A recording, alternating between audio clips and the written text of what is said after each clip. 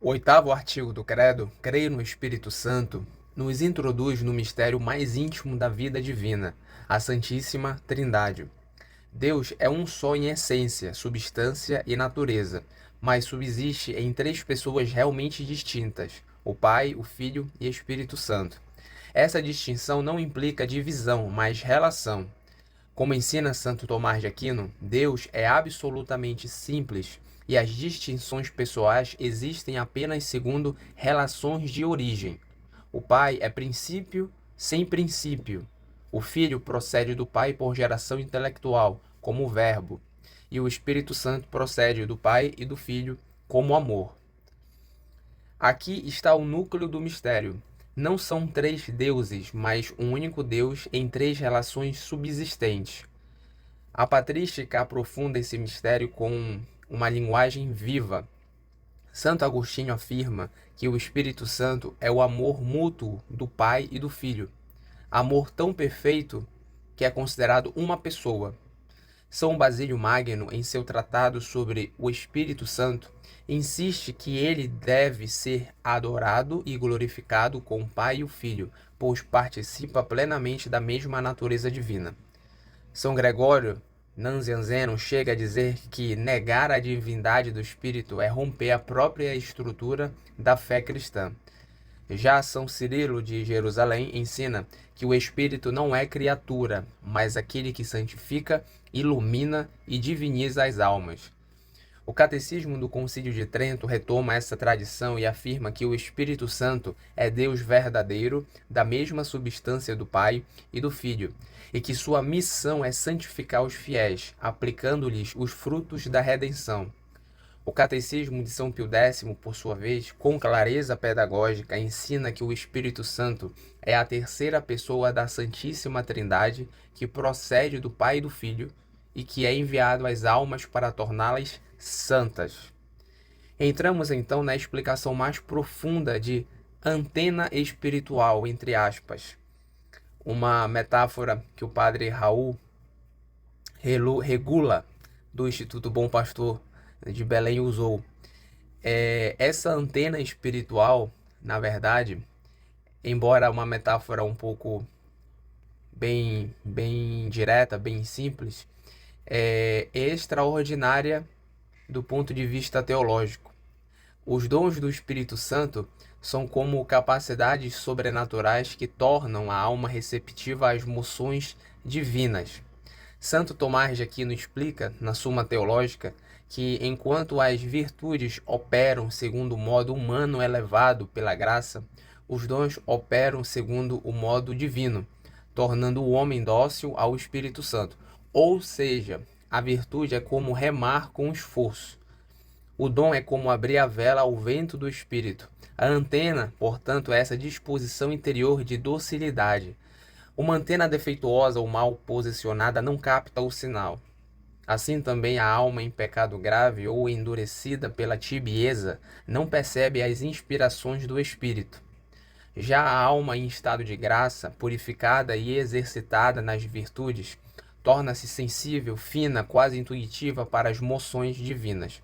São João da Cruz descreve isso como uma purificação progressiva que torna a alma transparente à ação de Deus.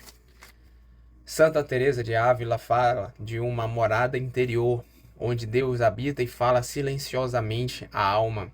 Essa antena cresce com a caridade. Quanto mais a caridade aumenta, mais a alma se torna capaz de captar as inspirações do próprio Espírito Santo. Aqui está um ponto central. O Espírito Santo é amor e, portanto, sua linguagem própria é o amor. Uma alma fria, ainda que inteligente, capta pouco. Uma alma caridosa, mesmo simples, capta muito. São Francisco de Sales ensina que a docilidade ao Espírito Santo se manifesta na suavidade interior, na prontidão em fazer o bem e na paz da alma. Cada dom funciona como uma frequência específica dessa antena. O dom de sabedoria faz saborear as coisas divinas. O dom da inteligência penetra os mistérios. O dom do conselho orienta nas decisões concretas. O dom da fortaleza do Espírito Santo sustenta nas dificuldades. O dom de ciência ordena as coisas criadas a Deus. O dom de piedade inclina a relação filial com Deus, e o dom do temor de Deus afasta do pecado.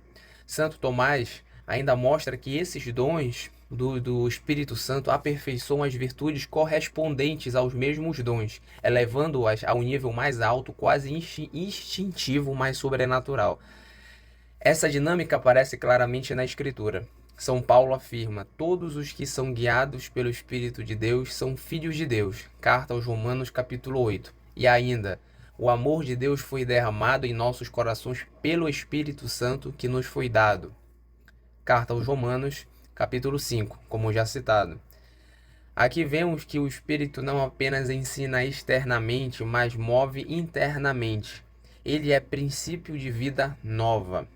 No plano das missões divinas, o Espírito Santo é enviado às almas como dom interior. Não há missão do Pai, pois ele não procede de ninguém. O Filho é enviado visivelmente na encarnação e invisivelmente na iluminação da mente. O Espírito é enviado visivelmente pela primeira vez na encarnação, mas também aparece no batismo de Cristo, no sopro de Jesus ressuscitado e no Pentecostes.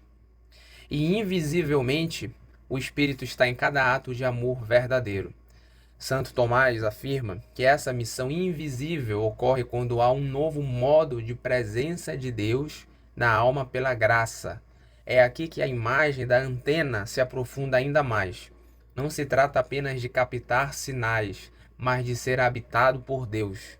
A alma em estado de graça torna-se templo da Trindade. Como diz São Paulo: não sabeis que sois templo do Espírito Santo? Primeira carta aos Coríntios, capítulo 6. A antena não está fora, ela é interior, é a própria alma configurada pela graça. No Antigo Testamento, o Espírito Santo já agia. Sempre existe essa dúvida, mas ele agia de modo velado, preparando os corações. São Gregório Magno ensina que o Espírito inspirava os profetas e guiava o povo, mas ainda não habitava plenamente como após Cristo. Não houve manifestação visível como em Pentecostes, por exemplo, pois a economia da graça ainda não estava consumada. A relação entre Espírito Santo e Igreja também se torna clara. O Espírito é a alma da Igreja. São Irineu de Lyon afirma: onde está a Igreja, aí está o Espírito de Deus. E onde está o Espírito de Deus, aí está a Igreja. Isso não exclui sua ação fora dos limites visíveis, por exemplo, mas indica que sua plenitude está na Igreja fundada por Cristo. Isso é um fato. Qualquer movimento autêntico do Espírito conduz, ainda que implicitamente, à verdade plena. Existem também os frutos do Espírito Santo, descrito em Gálatas, capítulo 5. Caridade, alegria, paz, paciência, benignidade, bondade, fidelidade, mansidão e domínio de si.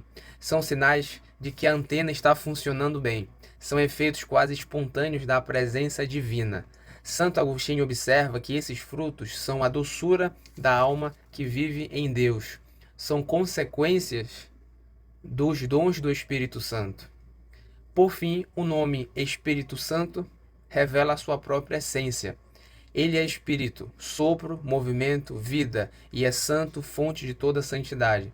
Mas como ensina Santo Tomás, seu nome mais próprio é amor e dom. São dois nomes. Ele é o dom incriado, o próprio Deus dado a nós. Tudo o que recebemos de Deus na ordem da graça é atribuído a Ele. Assim, a vida espiritual pode ser compreendida como o aperfeiçoamento dessa antena interior. Crescer na caridade, purificar a alma, exercitar as virtudes, tornar-se dócil. Quanto mais dócil, mais a alma capta o sinal. Quanto mais capta, mais ama. Quanto mais ama, mais se une a Deus.